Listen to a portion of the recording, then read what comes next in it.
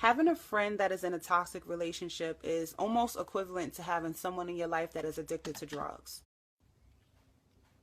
When you're on and off with somebody, you have big fallouts. Like every time something happens, it's an argument involved, or there's tears and there's anger. But when you're off with somebody, when it's really over, like that last time, and you never going back, there's not going to be no words. You're just not going to say nothing. It's my personal belief that you should never grind with hate on your mind. We're living in a culture of do it for the people that want to see you lose and let your haters be your motivators. And don't get me wrong, I used to be a victim to that same level of thinking. But guess what happens when you start to move that way? You're no longer doing it for the right reasons. You're doing it for the validation of the haters. So when it comes to having a support system, you have to be very sure that you know there's a difference between supportive word and supportive action. Supportive word is the people that say, I'm here if you need me, I'm going to have your back. And supportive action is the people that just show up when you need them and they don't have to say shit about it. I used to be that girl that said, my relationship, my business, I don't understand why everybody has such these strong opinions. I'm doing what makes me happy, my business is not hurting anybody. Until I saw one of my best friends, she came and she cried. She cried about a situation that I was going through that I had not yet cried about myself. I think one thing that I can say that I'm proud of with this generation is we put forth a lot of topics of conversation that were formerly taboo. For example, mental health. I think that we have to make it cool to get ourselves checked out. I think we have to stop excusing our crazy and get evaluated. I think that we have to stop allowing toxic behaviors to just be toxic behaviors because many people try to deny this fact, but we are in fact in a new age. This is the age of social media.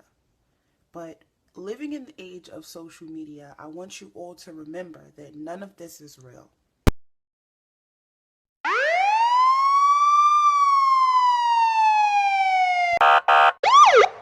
Move, move, move, move.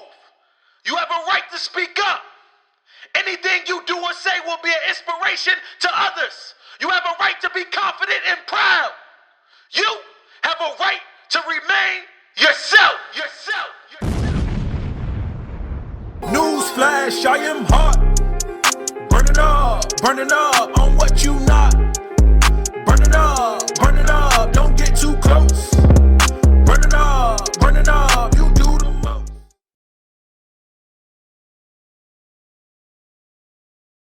Hi guys, welcome to another episode of The Right to Remain Yourself with me and of Yes, course sir. my co-host. WolfGangJoc. And today we got a lovely guest. Yes, go ahead. We got a Hey, super y'all. duper lovely guest today. Kara, she's here. It's about to go down. You already know what time it is. Y'all know Well, I what time gotta it get is. my So intro because excited.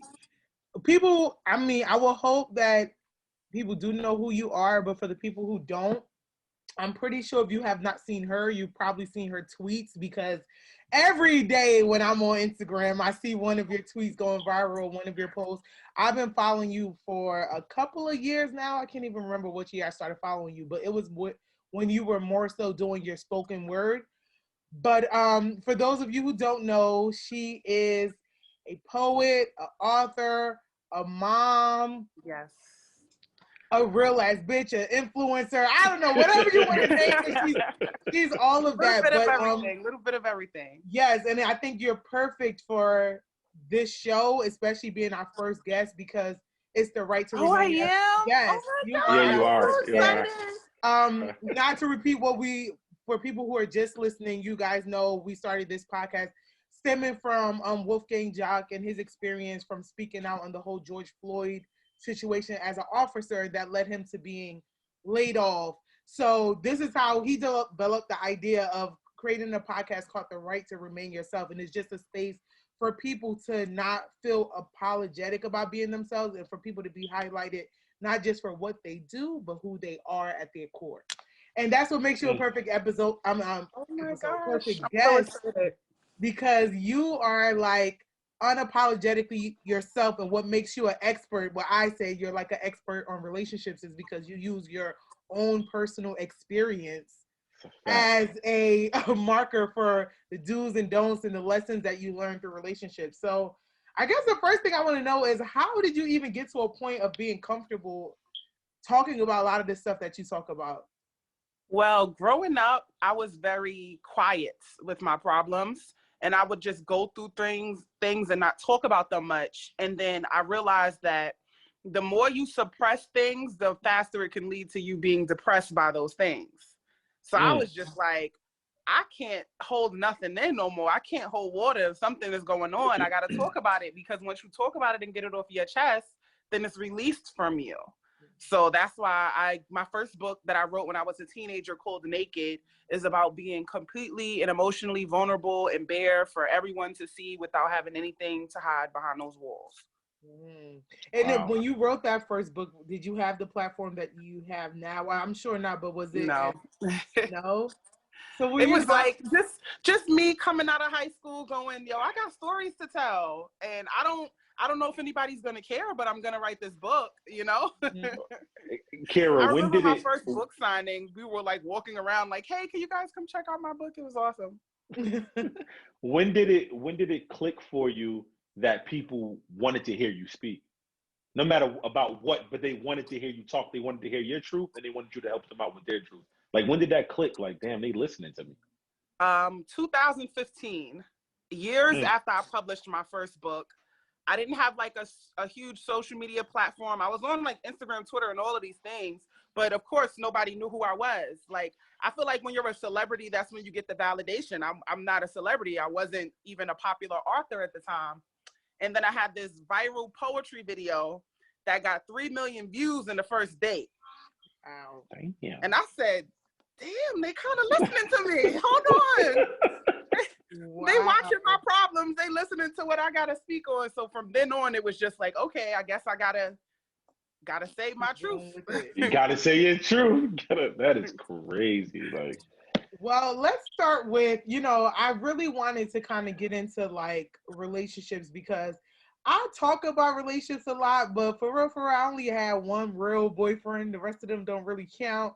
And but the reason why I talk about it so much is because I'm so into like self-actualization, self-realization, being able to go into yourself. And what I realize is like romantic relationships, whether it's official, whether it's a situationship, whether it's your baby daddy, it reveals to you so much about things that you have not realized about yourself, or that you suppressed about yourself, or that you're battling. So it's like anytime you are like reflecting on any of your relationships, you're able to be like, oh, this shit connects to when I was 3 or when I was 4, when this happened to me and when that happened to me. So I want to know from you, you can choose any relationship out the book.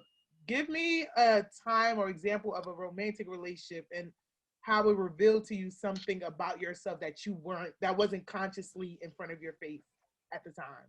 Oh, this is going to be good. So like you said, I speak a lot on relationships, but when we're talking about real relationships, like committed relationships, I've only ever had one myself, my daughter's father. He's the pinnacle of all my books. Okay, sorry, go ahead. So it's like, when you have that magnanimous type of love, everything else just kind of like flings and things, But that was like my only real relationship. But so I guess there's a chapter in my book where I'm talking about how I started dating this guy that was like my best friend. I was in love with him since high school, and he wasn't mutual with me, but he would still like sleep with me. So I was like trying to be supportive enough and be homegirl enough and to eventually make him choose me. And we broke up, of course, after high school. I realized it wasn't working. He didn't want to be with me. That's when I met my daughter's father. And then after me and my daughter's father broke up, me and the dude like reconnected. And in my head, I'm like, all right, it's 10 years later. Everything is going to be different. He's going to want to be with me now. And nothing was different. It was the same me seeking his validation. It was the same me trying to get him to be in a relationship with me. So then he asked me, he was like, why do you feel like you need to be loved so much? And I was like, well, my ex never really gave me the love that I thought I deserved. So I'm kind of just going on a journey looking for a man to love me like that. And he stopped me and said, no, you can't blame him because I knew you before you knew him. I knew you since we was like 14, 15 years old. And even when we were children, you were to be loved. You were trying to pull something out of me that I was a child. I didn't know how to give you. So what is that really about? And then we stayed up until 5 o'clock in the morning. I started digging into the fact that I always felt like the least loved out of my siblings. I started digging into the fact that growing up being a brown-skinned, dark-skinned girl, you always feel like the least loved out of your community. And it was a lot of things that relationship taught me, that it wasn't even about the men I was dating. It was about the situations that I was projecting outward in my dating experiences. So because I never felt validated growing up, I constantly looked for relationships with men to validate me. And it was coming from a place of desperation, of just wanting to be loved and be seen and be accepted, you know? So yeah, that was my moment. Like, this ain't even about you. I like then that. on, I was like, how can I heal this? How can I fix that? That's crazy. I like that. I like that you talk about the validation, right? Just in general, like, okay, we talking about Black women, but being a brown girl, that and you know, growing up to a point where you need that validation. Like I have a daughter, right? She's 3. She's about to be 4. Brown girl, like me. And literally, I tell her all the time, like, you're so beautiful. Like even when my wife does her hair, and she comes to me like she did it here today for dance class. She go to dance class on Saturdays. She did it here today, and she came to me, and I was sitting in the living room. She's like, "Daddy, look." So and then immediately I give her that validation. I'm like, "Look at you, you're so beautiful," because it has to start with me. So when she gets to that point, she won't be seeking that validation anymore. She'll be like, the foundation is already built. My father already built it. I'm set in stone. I already know I'm beautiful and brown, right? Exactly. So what you're going to tell me is going to be a little, it's going to be a little prize, but at the end of the day, I know already. So I think as a dad and having a daughter and playing that part in your daughter's life on the come up, right? Just letting them know, like, validate them. Let them know, like, yo, you're beautiful. You're smart, right? You can do anything. You can do whatever you want to do. You feel what I'm saying? So I think the validation is important. And it's crazy because when you don't get the validation from the man that your first love, your father, right? Then you go out. It works both ways. Then you go out and you start to seek it from other men, right? Who didn't get the validation from their father and their mother, so they don't even know how to show you the validation, or when you're looking for it, don't know how to reciprocate it at all.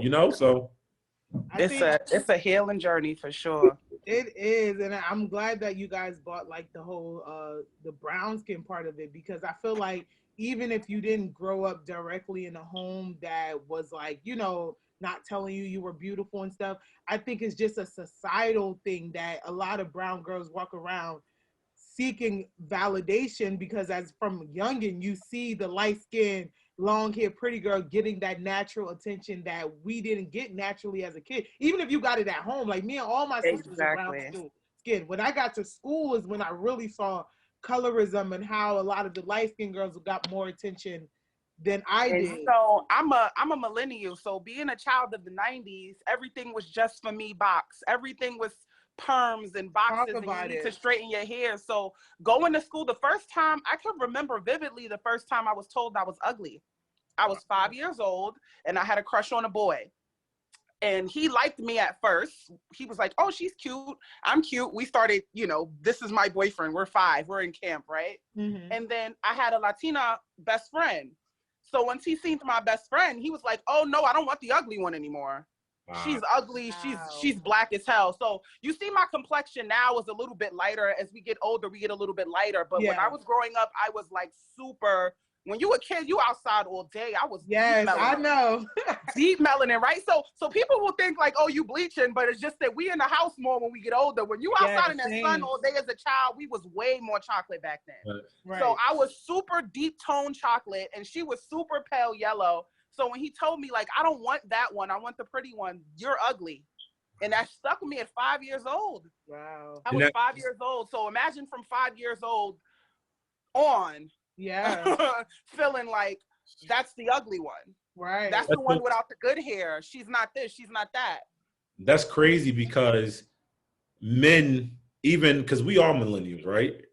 And even in school growing up, men like me that, we wanted the lighter girls. Like for some reason it was that light skin, that hair, or so the stuff that we wasn't taught properly in the home from our fathers, we went and we pushed that into schools where we all young and like we're all impressionable. So it's like we didn't know what we was doing, but we was doing it anyway. So it was it was the Hispanic women, it was the yellow women and stuff like that, right? Oh, we started to judge the beauty on the color of the skin. And I remember like the darker women. It's so crazy because even it works both ways too, right? Because the men too. I remember when B2K was a thing and Bow Wow, they ain't want us dark skinned men. That was he ain't going to dark skinned men. Yeah. But they wanted the little fizz with the light skin with the hair, and the men, they wanted the lighter women, right? It just like that's how it was. Now it's kind of like people grew up and we became more conscious, and now it's like you see people start to change. Now you're like, damn, you ain't want me back then, but now you want me. Right now it's dark skin men, dark skin men, dark skin men. And I hate that concept of you didn't want me back then and now you want me, because I believe that it is our responsibility as millennials to accept people who have unlearned. Yeah. You can no longer hold people to the old standards. You don't know what you don't know until you know better. Like I said, I was 5 years old when this happened. I actually reconnected with this boy when we became adults because, like I said, I'm all about self-healing. If you wronged me and it stuck with me, I'm going to find your ass and we going to fix it. I reconnected with his ass. I was like, well, you called me ugly when I was 5. And that shit sat on my conscience for like a calm 20 years. Like, I'm going to need my apology. And it was something that he didn't even remember. He's so far removed from calling girls light skin, ugly, this and that. And he's like, Kara, I can't believe that it affected you all these years later, but he's gay now. So it's like, I might have been projecting some shit on you. Right there. The whole plot twist. He's like, it wasn't even about you being the ugly one, or I don't want this one. I just didn't want girls. I didn't want girls anyway. I was going with whatever they were saying. I was just trying to get away from all the girls in general. So I think that you have to give everybody the chance to make amends. Right. Because if we're holding everybody to the old standards of the ignorance that we used to all say and used to all have, then where does the progress get made? Everybody was ignorant because we didn't know no better. Our generations previously failed us, and they allowed our children, us as children, to go through and deal with all of that light skin, dark mess. So like you said, as millennials, we're teaching our kids to undo that. We're talking to them about ending colorism so the future generations won't look at us and go, well, my mother taught me that this and that, you know what I mean? Right. So even if you said something ignorant in 2005, in 2021, you're going to get a chance to make amends for it because our society as a whole didn't know better. Right. Everybody was very much on an ignorant frequency back then. you know? I want to know, because we talk about the just like the effects of growing up, let's say from the brown skin trauma of just everyone thinking it's ugly. And I was just having a conversation with a girlfriend today. I want to hear both of y'all perspectives. I had a realization that a lot of times, and it's probably not just young dark skinned girls or boys who experience this, but in general, when you suffer with confidence from whatever type of background you came from or whatever type of trauma you're healing from, you forget, like we get so busy, like the ultimate goal is to find someone to love us. Like that's, especially from a female perspective, it's like you just want to find someone, you just want to fall in love, but sometimes we forget that love has to love us back. Mm-hmm. And I had a moment with myself recently with my baby father, and I'm like, wow, he really loves me. And I never took in how that feels to be loved, especially because I'm African, grew up in a West African home. We don't really show affection like that. I'm sure I know my parents loved me, but I didn't grow up in a very affectionate home. So, and I also grew up very early, grew up early for my age. So I spent a lot of time finding ways to get people to love me. And that's how you become like a person that just overdo yourself for people and you just use your service as your validation. Like, well, I could do this for you. I could do this, whether you're consciously saying it or subconsciously. So I realized a lot of my romantic relationships and even friendships was service-based. It's like, yeah, we became friends because, hey, you gave me good advice, or we went out here and you were cool. It was never, someone loving you for you, and you don't realize that until someone experienced you in your flawed self, and it's still there. And I remember pushing a lot of people away, like, okay, well, I'm about to be a bitch and they're gonna hate me now. So, oh well, and I'll be a bitch. And it's like, oh wow, you're still here. Like, so can you talk about, like, have you experienced that? Absolutely. I actually just did a poem on this about one of my friendships where I talk about loving people beyond possession. Because when you love them based upon your possession of them, you're loving them for what they can do for you. If you can learn to love people independently of the benefits that they provide, then that's when you really love them. One time I was making a birthday post for my dad, and I had wrote out this long drawn caption about, oh, my dad does this and my dad does that, and about everything that he does for me. And I had to stop and go, mention why you love someone without saying what they do for you. That's real love. Right there. I'm gonna have to go back. How independent is your love for them, free from what they provide for you? If you can love someone with no benefit, for example, I'm a good person that gives advice. I'm the shoulder to lean on. There's people that love me that cannot benefit from my advice.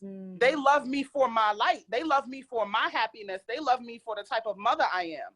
They don't love me because they can vent to me or things like that. So that's a selfless love in a way.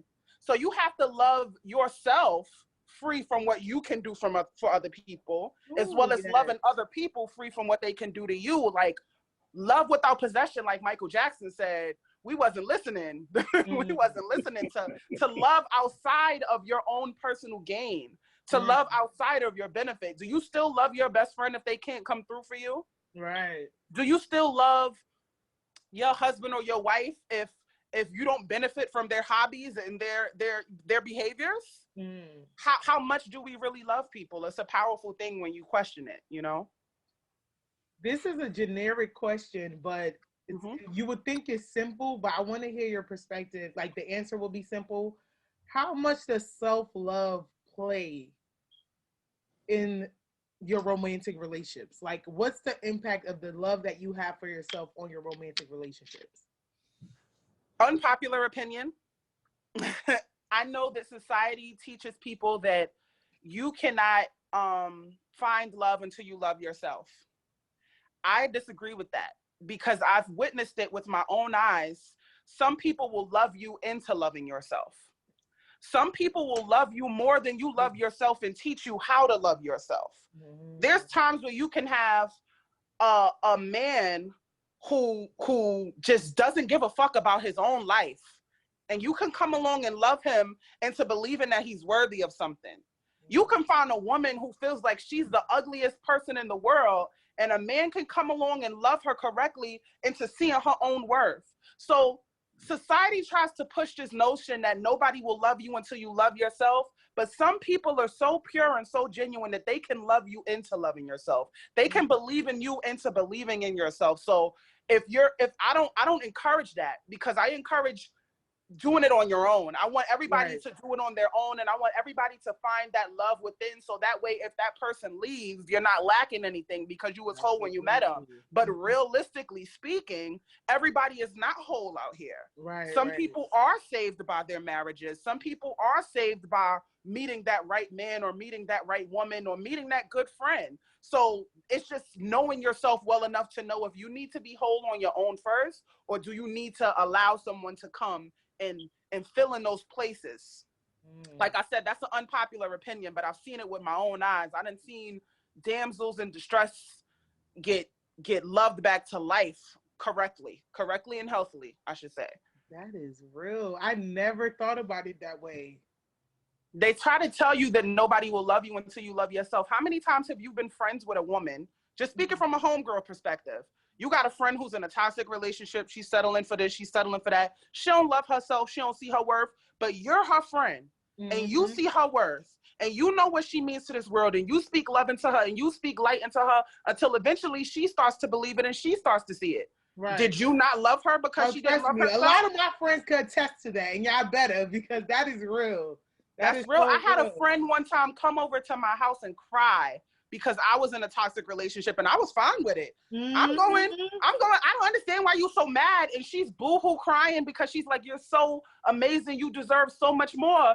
I didn't love myself enough at the moment. So she came along and she loved me enough at the moment to speak love into me. So it's a transference of love. It's like, it's not that she didn't love me until I loved myself. She loved me enough so I could start loving myself. Right. So sometimes your love for another person can push their love for you. You know what my dad used to say? He had a saying that said, eyes can see everything but themselves. And sometimes the love that you think you have for yourself is the reflection of the people around you. So you're so right. Like, if you have the right type of people, or the people that love you, you know, unconditionally, you have no, I mean, it's been times I got off of the phone with somebody who really loved me and then hop right on the interview. Like, I'm about to get this shit. Even like, you know, it's like, yo, just, and this person probably didn't tell me shit about the interview or gave me any tools that's going to help me on this interview. But that, seeing how much you mean to other people, not even seeing, feeling.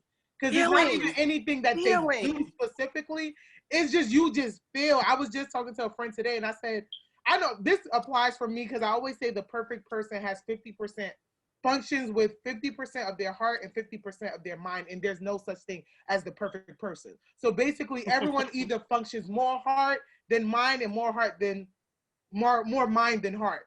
And for me, because of the lot of the trauma that I grew up in, I am kind of a person that functions off of survival. So I'm more of a logical type of person. It don't matter what I feel. I will sit here and tell myself, but A plus B equals C. So this is why we're going to do C. Fuck that I feel D. We just going to go like this. And I recently had a moment with myself, and I have to say, I need to give more credit to my heart. I know we give our body parts different names, and we just feel like, oh, that's just the heart, that's just this. But these are things that God created as a survival instinct, just like the cheetah could run really fast as a survival instinct, or the woolly mammoth had so much wool to help them through the ice age. I feel like God gave us certain functional parts of ourselves to guide us and survive. And it's like, I had a moment where I'm like, I don't know, I love someone so much, and this is my daughter's father, and I'm like, I don't know why I love him. And I'm like, no, I was trying to make sense of the love. Like, and it was so much drama in our relationship that I was like, am I just being one of these dumb ditzy bitches? Like, so it was making me very, you know, I was having a lot of reservation with allowing myself to lead with love, because it was like, yeah, I feel this very strongly, but no, A plus B don't equal C right now. And I don't get, like, and love doesn't always make sense. So that's why I was like, yo, it's really important for us to give more credit to our heart, because our brain is the one that's trying to make sense for the public, or make it make sense for our loved one, or make look good. But the heart is just, no one is a witness to the heart but yourself. Mm-hmm. The heart, it ain't never gonna make sense. People try to make sense out of love for a million years now. It ain't never gonna make sense. All right. So previously, me and Kadi, we spoke about being in a relationship and respecting each other's time, right? So we were saying that we brought up the statement that there's me time and there's us time, right? You know, so like, if you're going through something, or I'm going through something, how do you feel about in a relationship if your significant other is going through something? Do you give them that time to go through it and then kind of partially heal up, get their me time until they come back and they're ready to speak with you about X, Y, and Z? Or do you feel like, we're in this together, you need to tell me what's going on, and I need to know as you go along, as you figure it out, I need to figure it out too as well? So what do you think? Like, well, lately when I've been entering into relationships, I always try to make sure I have friendship at the forefront. Previously, I was leading my relationships with my romantic side, but romance is going to take a back seat in my relationships as they go forward, because the friendship is what's going to last forever. The romance is going to go up and down. Mm-hmm. So when my partner is going through something, you might not need your girl's advice, if that makes sense. You might just need your friend to talk to you. So I'll be like, all right, we finna turn the relationship, romance, flowers, cuddle, and all that shit off real quick, and talk to me like I'm your homegirl and tell me what's up.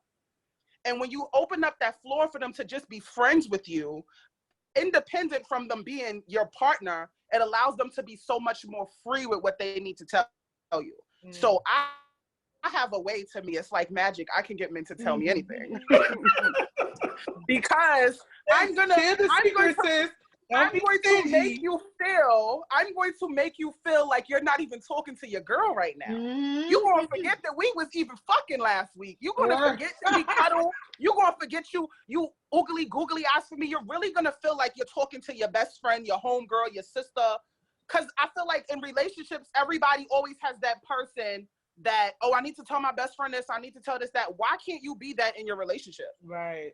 I was just counseling one of my friends through her relationship. Her man was going through a lot, and she was arguing with him because he didn't bring the flowers home that week.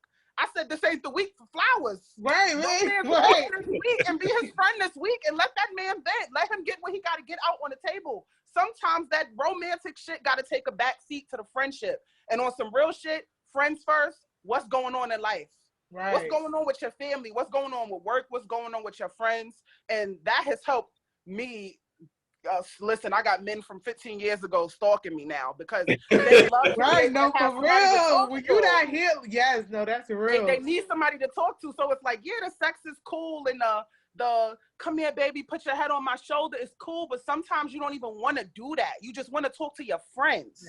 And if your partner feels like your friend first more than anything, then they will be more inclined to come to you when they're going through something, but you also have to respect if they don't want to come to you when they're going through something.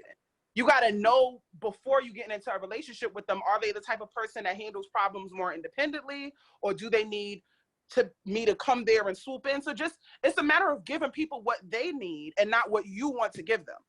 Because sometimes you'll want to give them the come to me and let's work through this, but they may need to do it themselves. Right. You know what I mean? So it's just figuring out what each individual needs. That's one of those things that's custom made. Quay, I want to ask you this. So WolfGangJoc, I know him as Quay, but I want to ask you this before me and Kira give our opinions from a female standpoint, because the question is based on men. How much of, I don't want to be general, but you know, relationships, especially like heterosexual relationships, you have men that just put women through some shit, okay? Whether it's cheating, whether it's your toxic habits, whether it's your mommy issues, whether it's your daddy issues, just issues. How do a woman know when it's her or it's just some shit that you got to handle on your own as a man? Because I know for me, being in relationships, I had a hard time differentiating what is something I can fix, whether it's physically or like not making your issues a reflection of me or our relationship or making me feel not confident in myself. So we could use an example like cheating. And I'm a no cheat tolerance, zero tolerance when it comes to cheating. But I always hear these two theories of like, you know, just sometimes a man gotta find himself. It's that man thing. It don't got nothing to do with the girl. How much of y'all shit is y'all shit versus shit because of the woman you're with and them influencing it? I think that's tricky because I feel like the men, first off, one, communication is everything, right? So I feel like I got a friend that's going through something like that or went through something like that, and his reason for doing what he was doing was literally nothing dealing with her. Me and him would speak, and he like, yo, I'm talking about, he broke down crying to me like, I got a problem. It's horrible. He was like, and it's because the lack of love. This is what he told me, like the lack of love that I was shown growing up from my mother, right? The lack of affection or anything like that. And I'm like, have you brought that to her, right? No, because he don't want to seem weak. You know, it's that man complex, right? But me, you know, me and mine, we've been in it about to hit 12 years, right? Since last year, right? No. In the beginning, it was harder for me because all the trauma and stuff that I went through in the beginning, it was harder for me to really open up to her, right? Because men got this thing with us where before we pass you the ball, we want to make sure that you on the same team as us. We want to make sure that I like how that.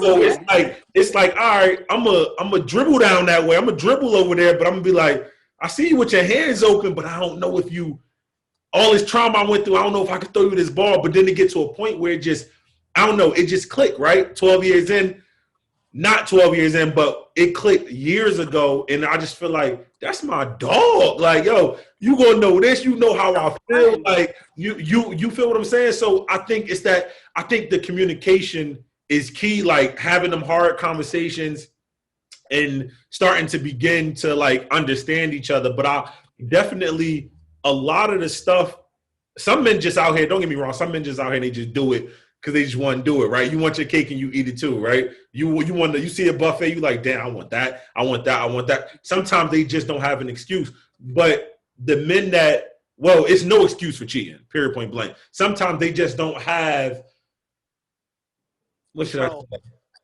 Say it again?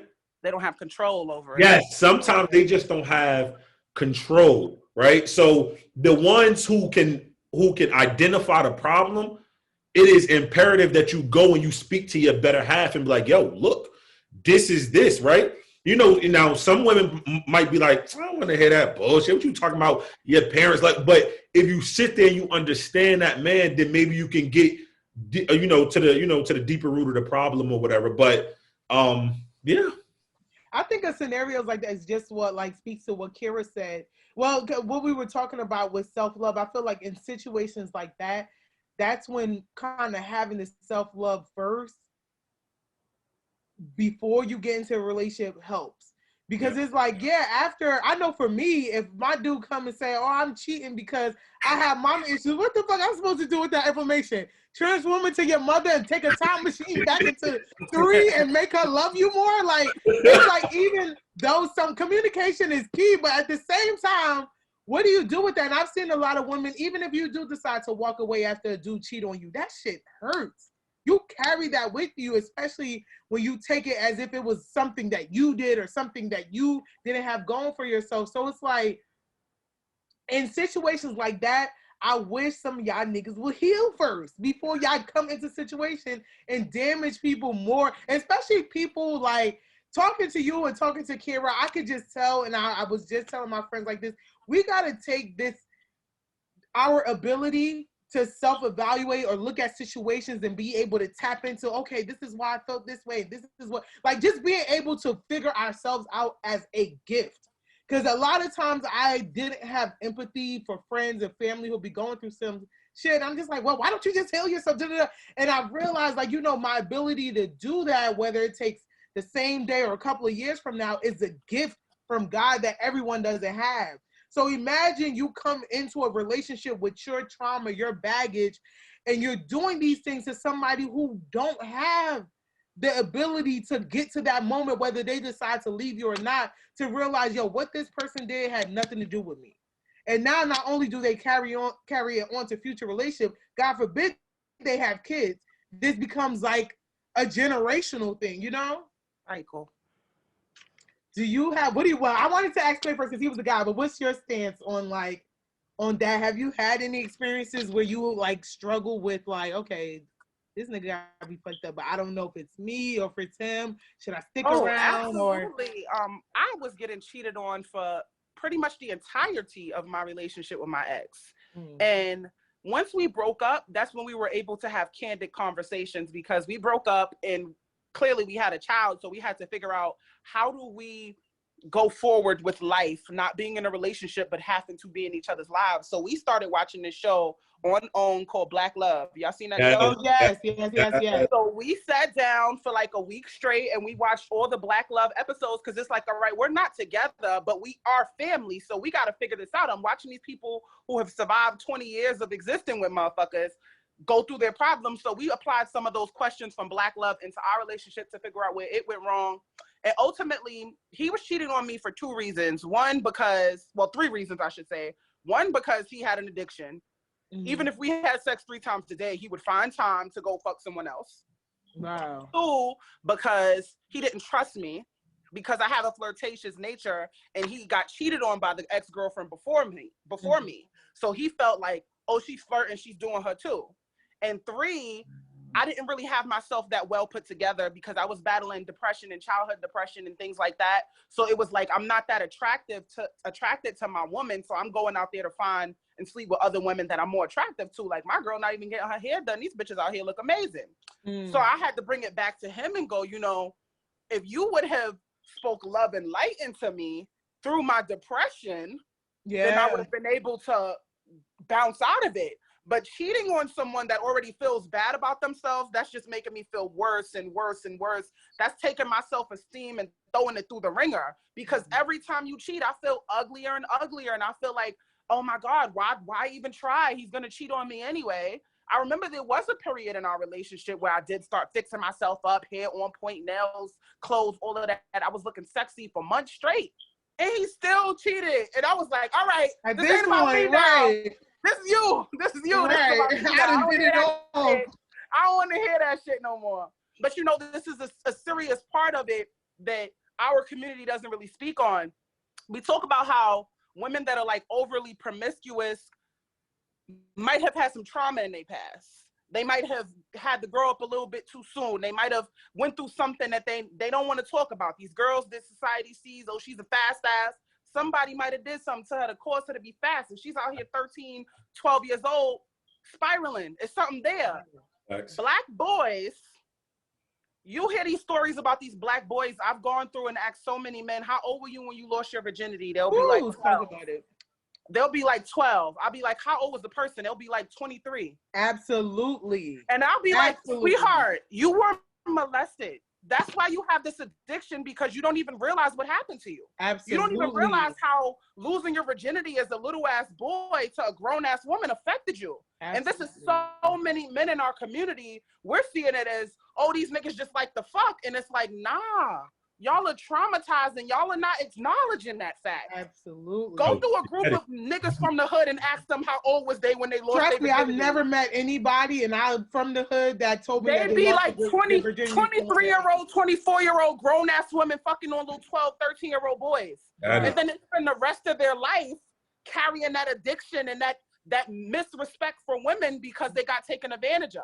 Absolutely. So they don't even tie that into the fact why they're overly sexual and promiscuous. And one of the reasons why for men, I think we don't tie it to that is because we look at it, or we are taught about it as if it's something good, like, oh, dang, badge of honor. Right? It's like a badge of honor. And it's crazy because until I got older, like I started to think, like, when I was 8, 9 years old, I was pulling my thing out and trying to stick it in this girl. She was 15 years old, and this is what she was allowing me to do, right?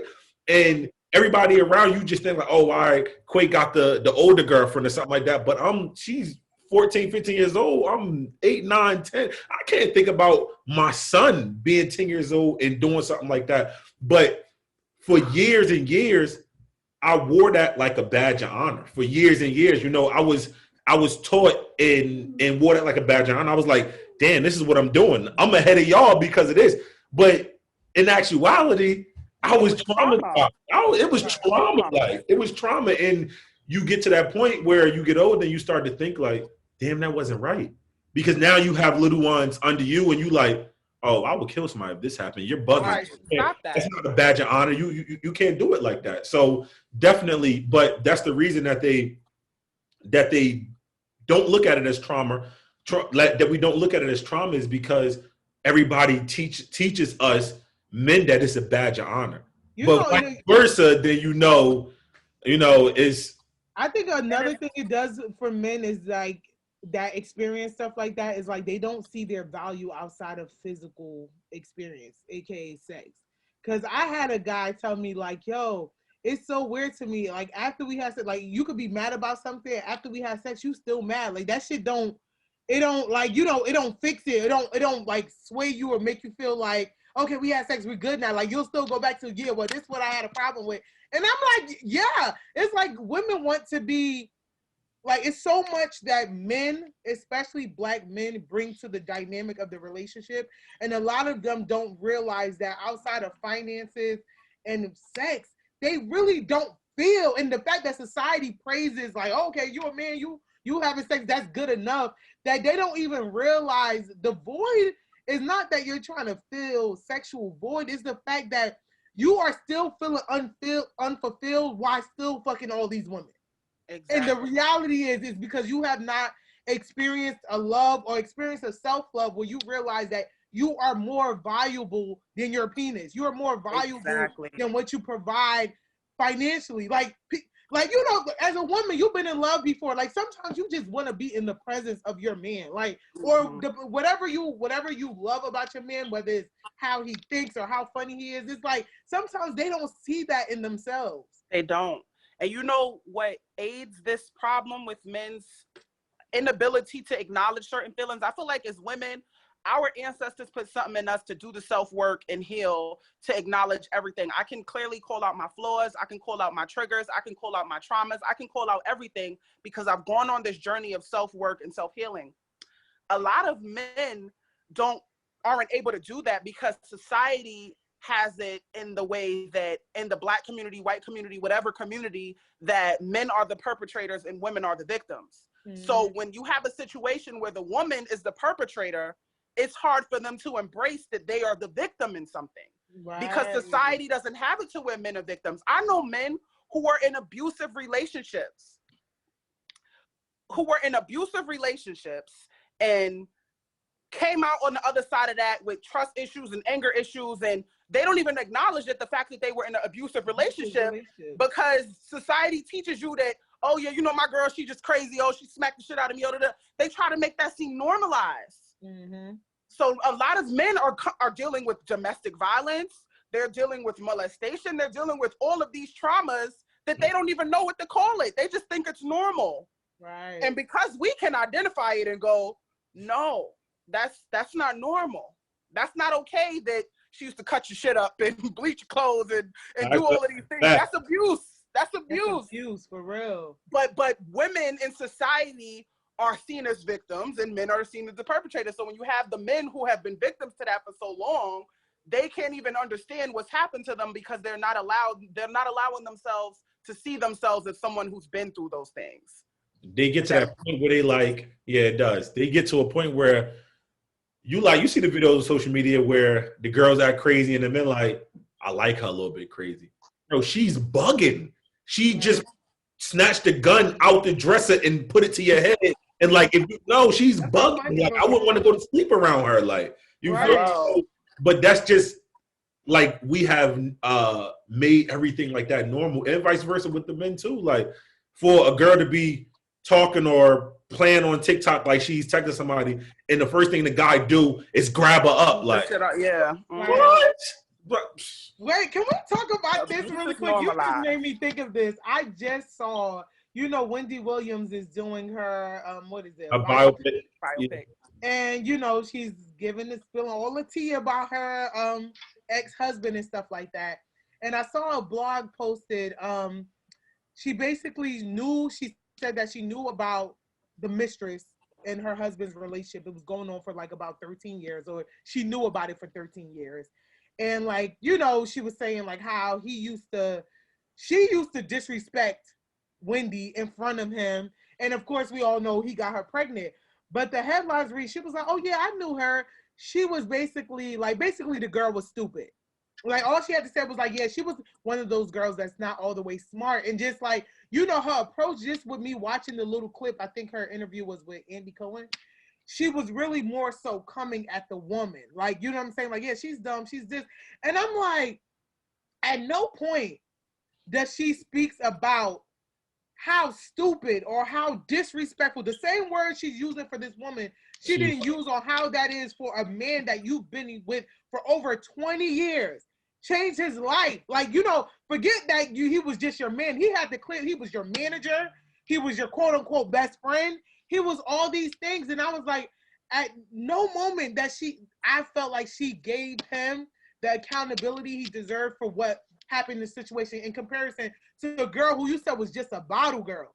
And homegirl was able to snatch your man up immediately just off of being that stupid bottle girl that you speak of or whatever. And I'm like, it's so, at first it just gets me mad because we see women like this. It's like, you need to blame the man. She don't got self-love. And I'm like, I don't think, it goes back to me feeling like a lot of women don't know love outside of, they don't know what it feels like to be seeking validation. Yes, outside of validation, they spend so much time, and it could be years, decades in a relationship chasing the love that they forget that love is supposed to love you back. These same type of girls will be the one to be like, well, my friend ain't come to my birthday, I'm cutting her off. Or my friend was talking to another friend, she being phony, I'm gonna cut her off. And you don't realize, like, I don't feel like we give enough credit to romantic relations. Like, these are the men that you lay with, that you confide in, that things like betrayal, like cheating, or even allowing another woman to disrespect you in front of them. And that's why I would say, in that situation, the only person in the wrong overall is Wendy. Because people will do what you allow them to do. If somebody cheats on you and you don't know and they've gone behind your back, then that's like, F them, they're wrong, they're gonna get their karma. But for 13 years, you knew and you stayed. You allowed. So ultimately, it's not cheating. Cheating is something you don't know about. That was his second relationship. It was an open book quiz at this point. That's a all whole the answers second that he relationship. could do. Right. He's with her. They was on vacation. All of that. He was in a whole nother relationship in your face. The girl was coming around in your face. Right. So they were together, and you were on the outside of that. You were the plus one. Yeah. You were the plus one in your own marriage in that situation. So it's like, I've been in situations where I stayed far past the point of I should have walked away because he was clearly in love with the side chick. And guess who was wrong in that? That's me. You clearly cheating. You clearly want to be with this person. I owe it to myself to dip. Mm-hmm. Wendy didn't dip. She stayed for 13 years. And now you talking about dummy. Girl, that's you. That's you. That's all you. Can we get into, before we get in, we have a verdict of the day where we have emails come in where people want our advice on certain stuff. And since we have you here, the guru, hopefully we could get some good advice from you. But before that, if you can give a brief, I know, first of all, y'all all know y'all need to go out and get her book. I know you have it as an ebook as well, right? Mm-hmm. Hard copies too, or just hard copies and ebooks? Yes. So I'm sure all the answers to your questions will be in there. But if you can give a brief synopsis on the key to healing past your traumas or even traumatic relationships, what would that be? Accountability. Accountability is the key word to healing, I would say, because once you possess accountability, nothing can confuse you anymore, because you can see how things played out. A lot of what hurts us is a matter of our own doing. It is a matter of what we allow. It is a matter of how we feel about ourselves and the things that we accept. So if you're accountable enough to say, this person did this because I settled and I let them do it. This person wronged me because I invited them into my space, knowing full out that they wasn't shit. Right. The accountability will save us so many more headaches. And once I say, you know what, I forgive myself for lacking accountability to know that I was in a toxic relationship, I forgive myself for all of that, then I can move forward with everything. I no longer sit and harbor about the past, right, because I'm like, you know what, I played my role in it. Amen. Every time you stay, you play your position in it. So I played my position, I eat my L, and I go on about my life and I heal. That's real. That is so real. It was my boyfriend. It was the boyfriend who I dated after I left my daughter's father, because he got me at such a point where I was so broken. I was so freaking postpartum. My daughter was only like 7 months. I was depressed. I was all of these things. And all I would do is get on social media and complain, oh, my baby father did this. My heart is broken at. And he said, can I ask you a question? Because you don't have no accountability in this. Okay, he had a baby on you. Okay, he cheated and he left you with pregnant. If somebody was cheating on you before they got you pregnant, then what you thought they was going to do? If somebody was cheating on you, then what comes from cheating, an STD or a baby? So how are you going to sit there and cry because he had a baby on you when you knew he was cheating? That's what comes next. And I was like, damn, you kind of right. You kind of right. How empowered did you feel after that accountability? I feel like we get so afraid of having that real moment with ourselves. Like, okay, bitch, you were the one. But once you really do it, it feels so empowering, because I feel like I've been in positions where you're waiting for someone else to realize their fault or to take accountability, not just for the situation, but more so their role. And it's like, just that energy that you're putting in hoping or trying to get them to get it is so draining. in comparison to you just sitting with yourself like, okay, yeah, bitch, you did this to yourself. You like, did this. At You least did this. everything that you need whether you see is it or there. you don't. Whether you see it or you don't, I see it. I'm gonna go ahead and take my part in it. Right. They may never see it. So you Right. can't wait for the people to see it. You can't wait for them to do it. You just got to heal yourself and go through it on your own. They might see it 10 years later. You're supposed to wait 10 years Right. to be like, oh, I was waiting on this moment. I had a situation and it's like, God forced me to kind of give myself, take accountability and whatever, heal myself.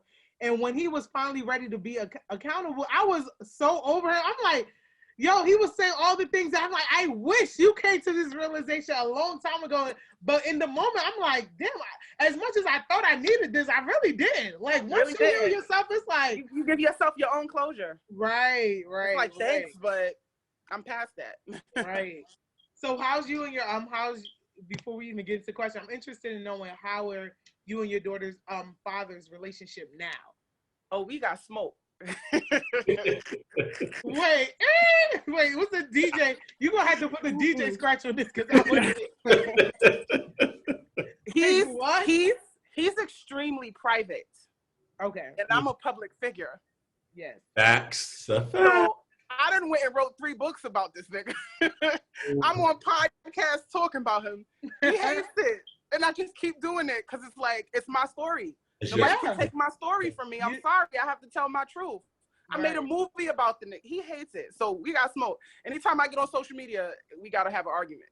Oh, my God. Well, we finna argue as soon as he see this podcast. He gonna be like, I told you to fucking talk about me.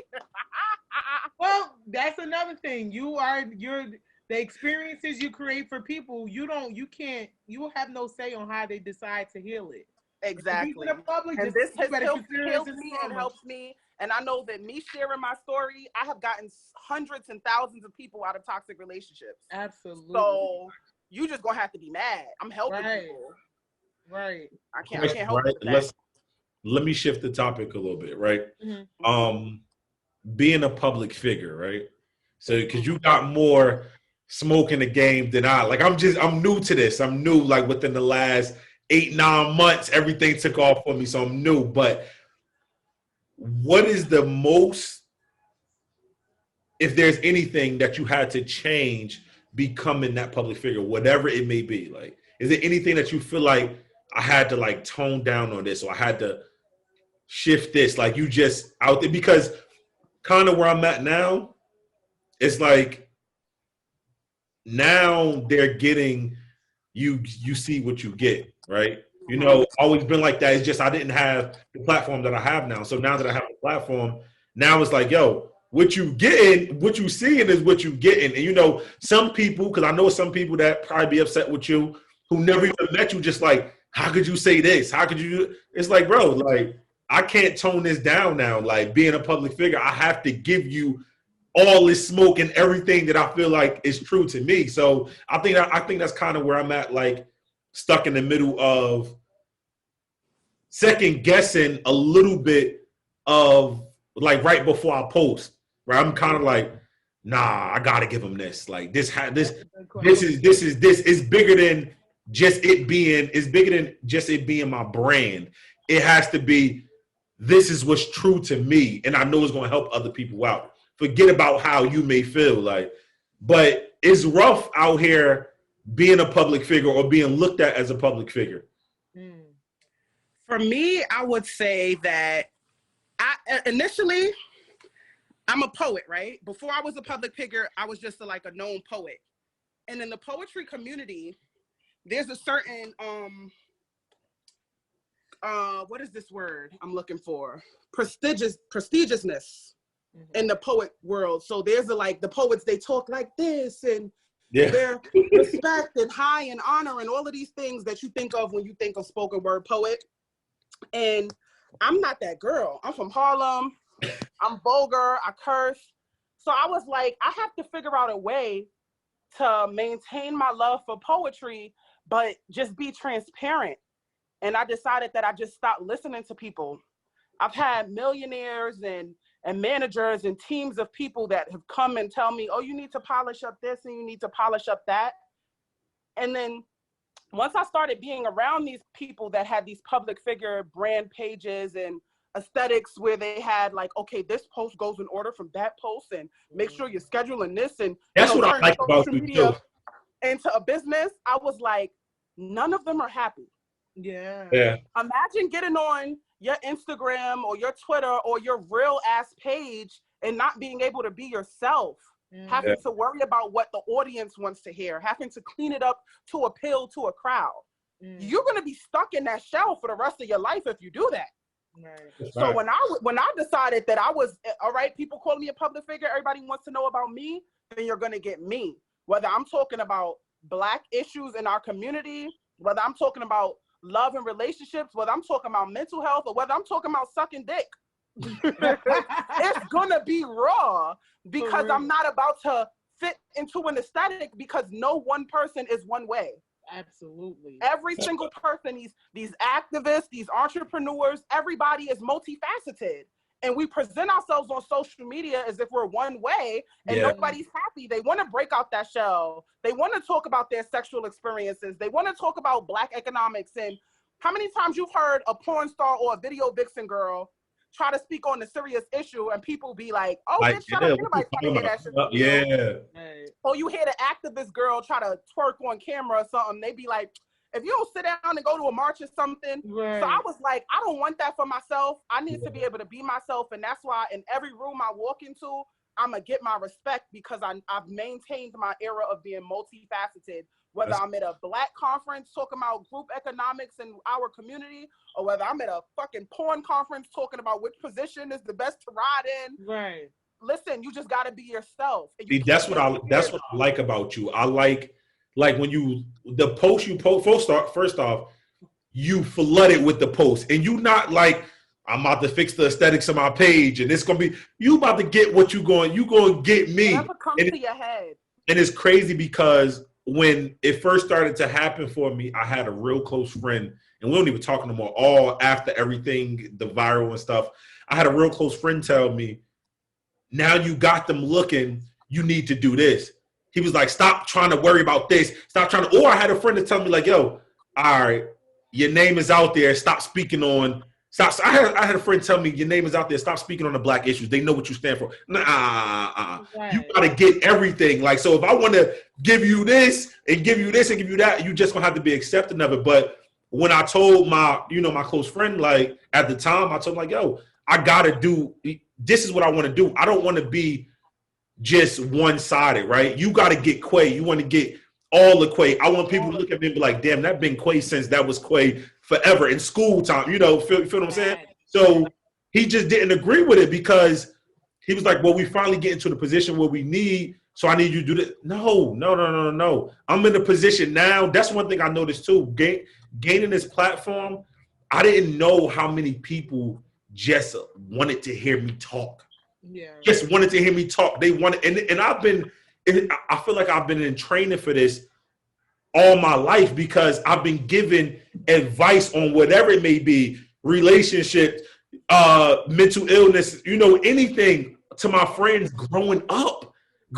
And now it's just, I'm giving it to more people on a bigger platform, and a lot of people was telling me in the beginning, like, yo, this is what you work for, but now you got to move around this. Like when Kadi first came to me, with the idea of the podcast and stuff, we was at one of our talks for our for the city that we both from or whatever, talking about opening back up the Boys and Girls Club, stuff like that or whatever. And Kadi told me, she was like, I know, because she was kind of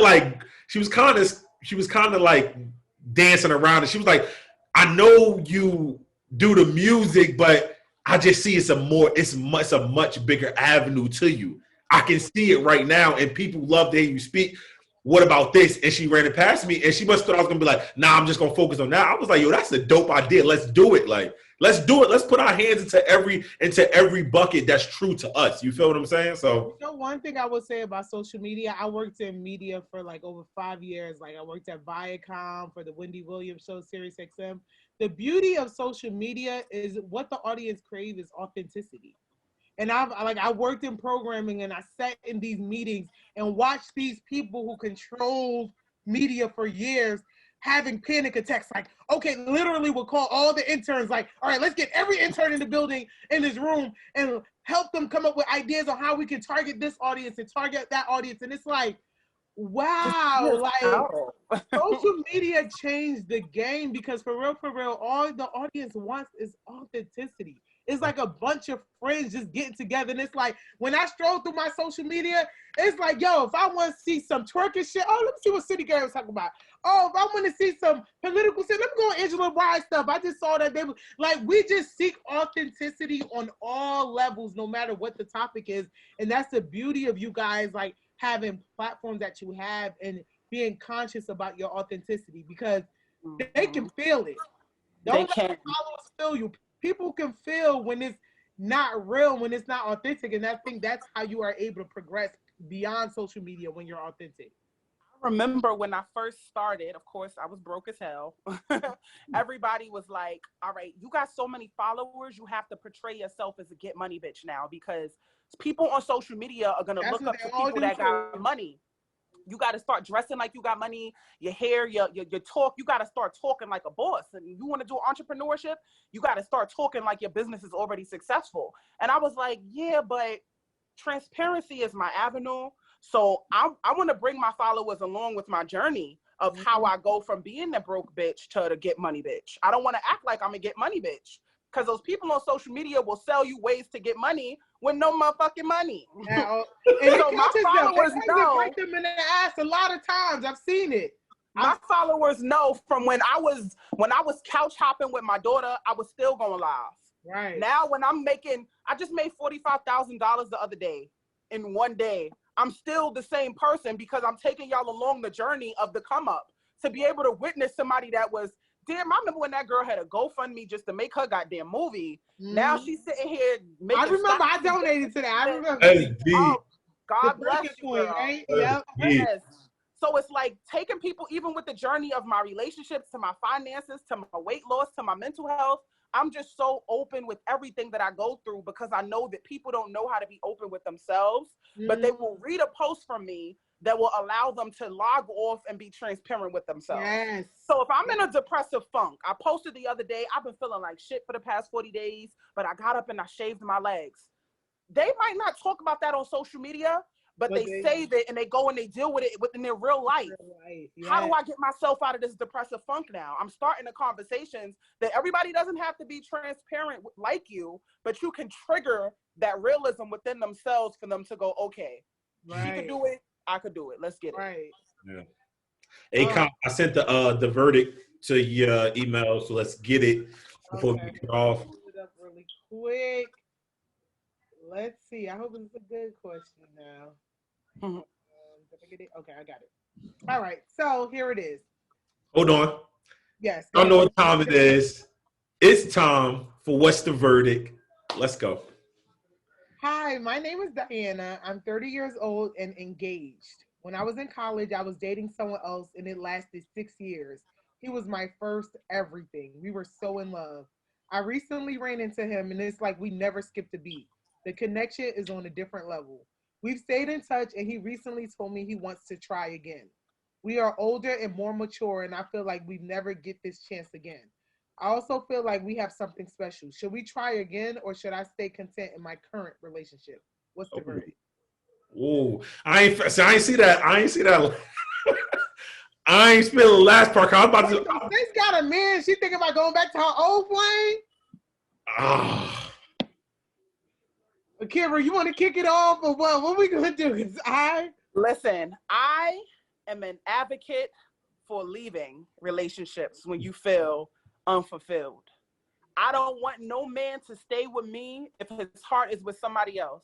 Because what happens is they start to be mean to you, like you're the reason that they're not with that other person. They start to treat you bad and you don't even know what the fuck is going on. She gonna get married to her man and be waking up looking at him every day like it was supposed to be Mark. Like, no, girl. If you don't let that man go and be transparent with him. I was just watching The Notebook the other day where Allie told she was engaged. She was engaged. She was 2 weeks from her wedding and she had to tell the man, like, listen, I've been in love with this man Noah since 17. I'm sorry. I got the heart wants what it wants. I'm not about to waste nobody's time. listen, go get what your heart wants before you break somebody else's heart.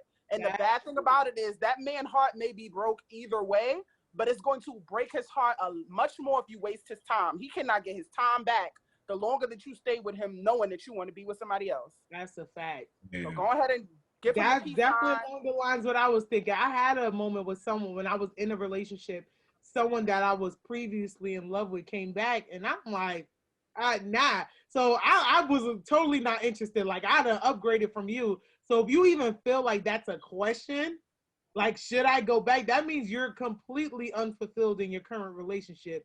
And since you need to crip walk back and see what you're missing out on life. I just ended things with a guy because of that. He was with his ex for about 2 years, and then we started dating. Everything was lit, but then I could feel the pullback when she started to come around. Speaking of rekindling, I'm like, well, go ahead and leave me now, because you're not about to waste years of my motherfucking life thinking about somebody else. I'd rather you get back with them and it don't work out, and then maybe years down the line, if we're both still single, as opposed to you staying with me when you really want to be with somebody else. What that does to your self-esteem, to love somebody who don't love you back, is dangerous. That shit takes you to a whole nother level. Someone said to me, there was one time, and hopefully you can use this as an example. Someone said, when I broke up in my relationship, they said, oh, what would you do if they end up being with somebody else? That means they wanted to be with them. I was like, I don't care. I'm not going to sit here and say I'm high and mighty. I have all the confidence in the world. But really, I'm never competing with another woman that you want to keep going back to. That is just sounds like suicide to me. Like, the number one way to get me attracted to the man is how much he's attracted to me. So if you are in love with someone else, you just killed all of our chances. Like, I'm not, you backgrounds where they're used to fighting for love, so it's like that is normal for them. Where it's like, oh, I gotta fight another woman. What's up, Sophia said? I had to fight all my life. This just about to be another fight. Like, yeah, that's not the fight you want to have. You'll lose every time. Diana, you are 30. 30 is young. If you don't have no kids with this man, allow him to find the love of his life at 30. And it may hurt him right now, but he is going to thank you so much when he meets his other.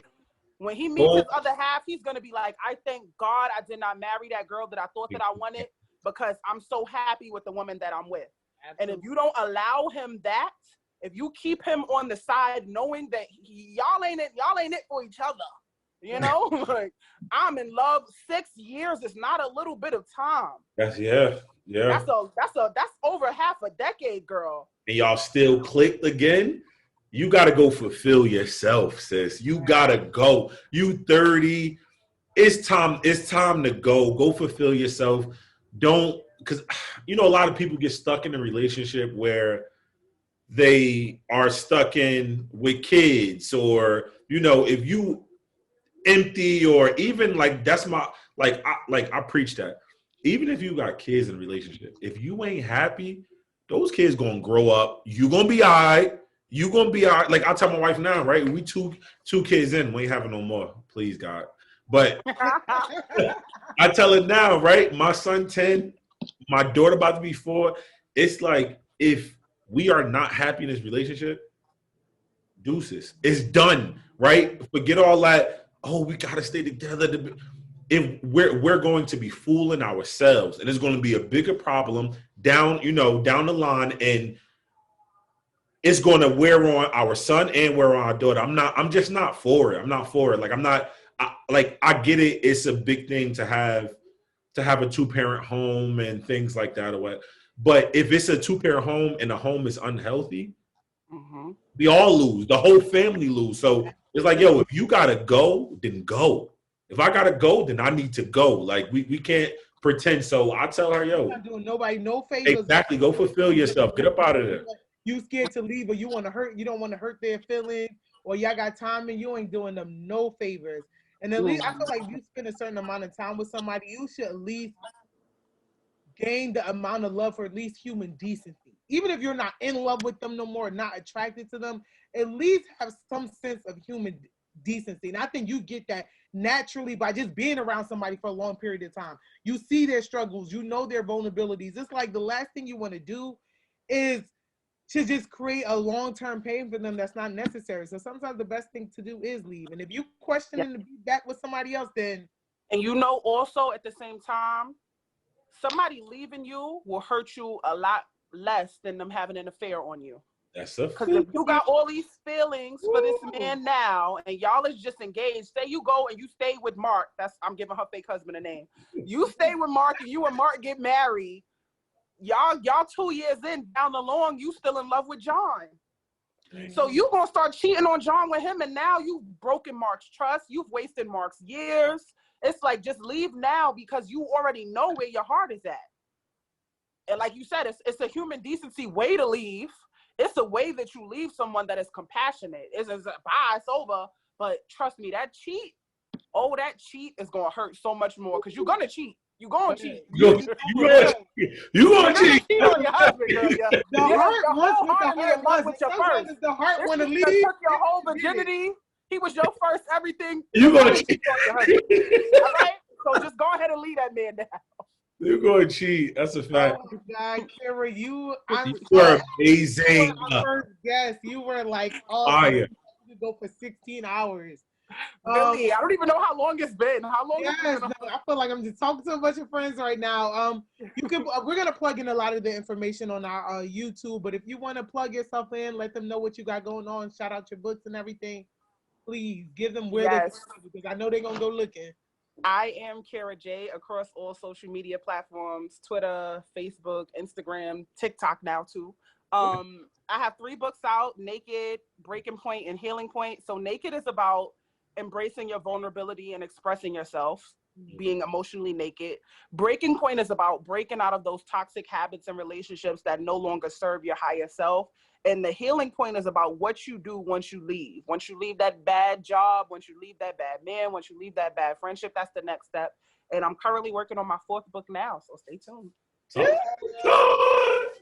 Shameless plug, because I'm a fan. Can you follow me back on Instagram? Yes.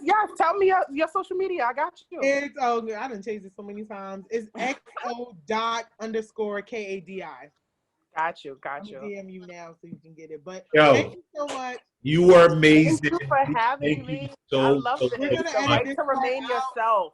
That's I right. don't say yes to every podcast, but anything that I feel like is authentic, just being yourself. Yo, We just wait, gotta yeah, go ahead and when have a Kadi real was like- conversation. Like, Kadi was like, we need her. And I'm like, all right. I say now, you know, a lot of the women like follow you, right? So I see your page a few times, or seen your videos and your tweets and stuff like that.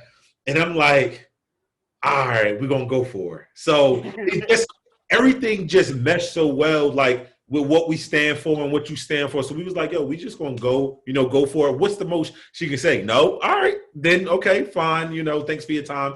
And when you hit back and you was like, yes, I'll do it, I said, and I don't even see my DMs. I just was randomly scrolling through because I've been dealing with a lot of questions about order status. People don't email me, they DM me now. yeah. So I was going through doing order status, and I was like, oh, wait, a podcast, this is fun. This doesn't work. Like, this is fun. Wow. So that was Thank you for having me. I can't believe I'm the first guest. I feel so honored. The podcast will be up Wednesday. We'll send Yeah, it to Wednesday. It'll be on all the platforms, Apple Podcasts, Spotify, all that. I'll tag you. I'm gonna tag you. We lost a lot of gems, so we're gonna make separate clips and just give you some of the. Of course. Yeah. Yes. Thank you so much. I just DM'd you, so I'm in your DMs or whatever. All right, I'm going in there now. We appreciate you. We appreciate you so much. Have a good weekend. Enjoy the rest of your night. That was lit. Bruh. No, first. That was lit. Awesome for our first, bro. I feel bad Yo, for you. nothing. It didn't skip nothing. God was like, "Yo, y'all gonna God, like, yeah, like." When I say you got about 50 promo clips in there, it's just so much. It's a lot. It's a lot. What I really want to do, I mean, of course, I want to get it for our page to promote it, but I really want you to go in there and get a lot of her highlights and gems. Yeah, I am. She's gonna repost it on her page just because of, like, it's a gem.